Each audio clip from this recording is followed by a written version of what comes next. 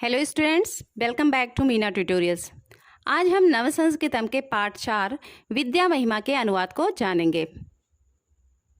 चलिए पहला देखिए। विद्या ददाति विनयम, विनयात याति पात्रताम, पात्रत्वात् धनम आपनोति, धनात् धर्मम ततः सुखम। अनुवाद देखिए। विद्या विनयम ददाति, ददाति मीन्स देती है, विद्या विनय देती है।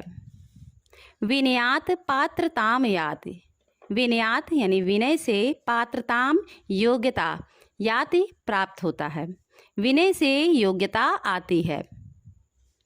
पात्रत्वात् जनः धनम आपनोति, योग्यता से धन का लाभ होता है, यानी योग्यता से धन की प्राप्ति होती है।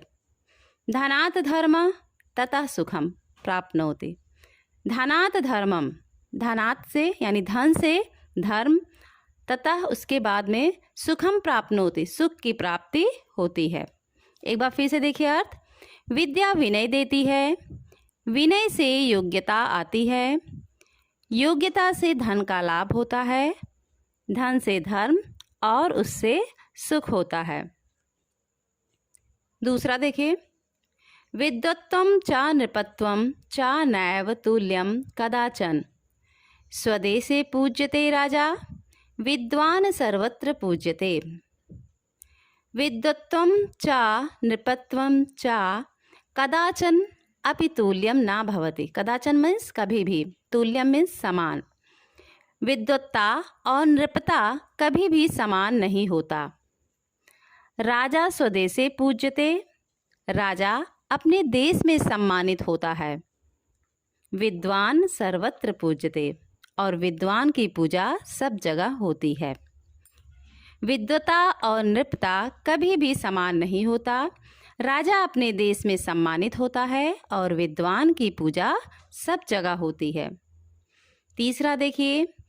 न चौर्यहारम न च राज्यहार्यम, न भात्र्यभाज्यम न च भारकारी, व्यये कृते वर्धत एव नित्यम, विद्याधनम सर्वधन प्रधानम। अनुवाद देखिए।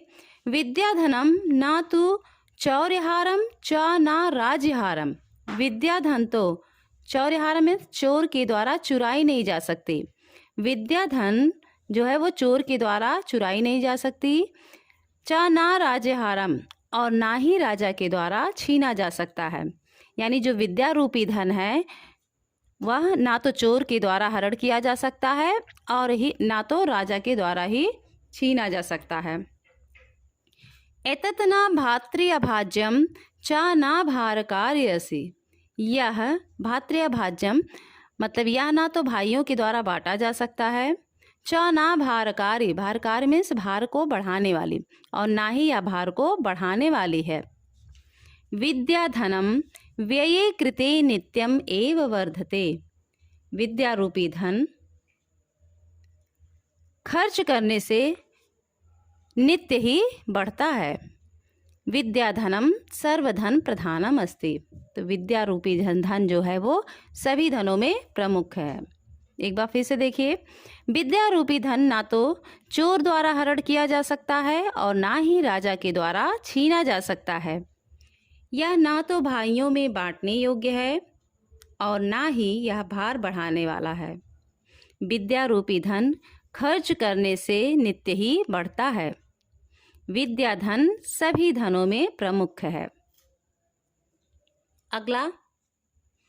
विद्या नाम नरस्य रूपम अधिकम प्रच्छन्न गुप्तम धनम, विद्या भोग करी यशः सुख करी, विद्या गुरुणाम गुरु, विद्या बंधुजनों विदेश गमने, विद्या परा देवता, विद्या राजसु पूज्यते, नाहि धनम विद्या विहीना पशु। अनुवाद देखिए इसका। विद्या नाम नरस्य अधिकम रूपम अस्ति, अधिकम रूपम मीन्स अतिरिक्त सौंदर्य। विद्या जो है वो मनुष्य का अतिरिक्त सौंदर्य है। प्रच्छन्न गुप्तम धनम अस्ति, यह छुपा हुआ गुप्त धन है। विद्या भोग करी अस्ति, विद्या जो है भोगों को प्रदान करने वाली, यशः सुख करीयसी, यश और सुख देने वाली है। विद्या गुरुणाम गुरु अस्ति, विद्या जो है वो गुरुओं की भी गुरु है। विद्या विदेश गमने बंधु जना, विदेश जाने पर विद्या आपका मित्र। विद्या परा देवता, विद्या महानतम देवता है। विद्या राजसु पूज्यते धनम ना, विद्या जो है वो राजाओं में सम्मानित होती है, धन नहीं। विद्या विहीना पशु भवति, विद्या से रहित मनुष्य पशु होता है। इसका अर्थ एक बार फिर से देखें। विद्या मनुष्य का अतिरिक्त सौंदर्य है, यह छिपा हुआ गुप्त धन है। विद्या भोगों को प्रदान करने वाली, यश और सुख देने वाली है। विद्या गुरुओं की भी गुरु है। विदेश जाने पर विद्या मित्र होती है। विद्या महानतम देवता है।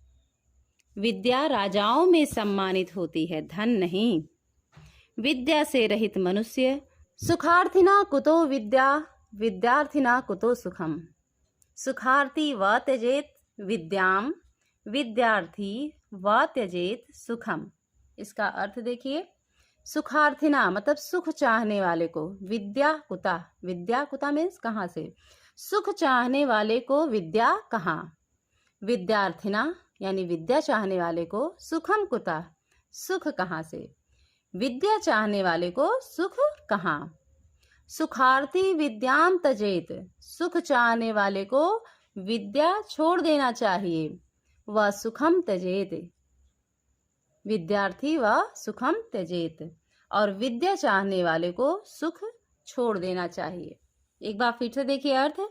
सुख चाहने वाले को विद्या कहाँ, विद्या चाहने वाले को सुख कहाँ। सुख चाहने वाले को विद्या को छोड़ देना चाहिए और विद्या चाहने वाले को सुख छोड़ देना चाहिए।